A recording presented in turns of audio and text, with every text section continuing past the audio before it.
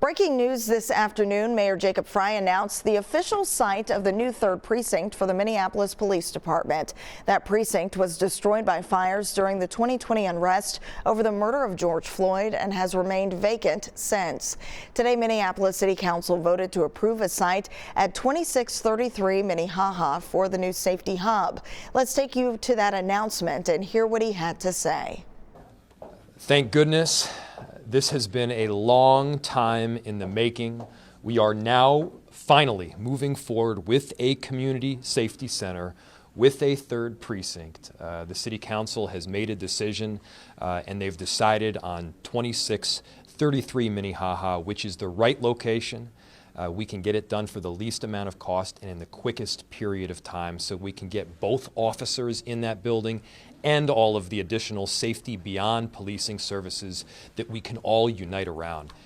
This is a really good day. Obviously, it's one we would all love for it to come sooner than it did, but we're here now with a united front, and I can't tell you how grateful I am for all of the amazing work of our staff who have been at this for the better part of about 3 years.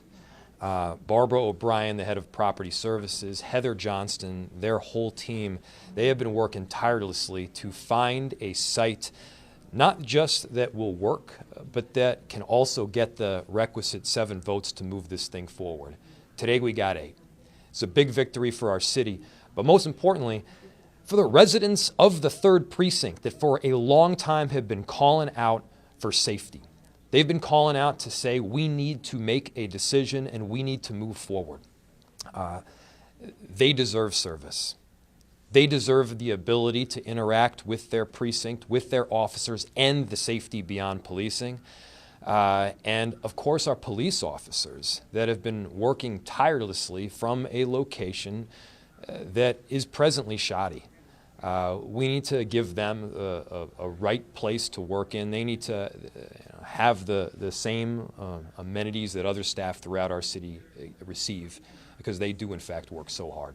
We're trying to get police officers in that building as quickly as possible. We're trying to get safety beyond policing in that building as quickly as possible. And the whole vision here is to provide a comprehensive approach to safety that of course is police officers, but are also those important community touch points beyond that, whether that's violence interrupters or behavior crisis, mental health responders, social workers. The commissioner recently mentioned that we can even have partnerships with community organizations that go well beyond the traditional service that our city provides.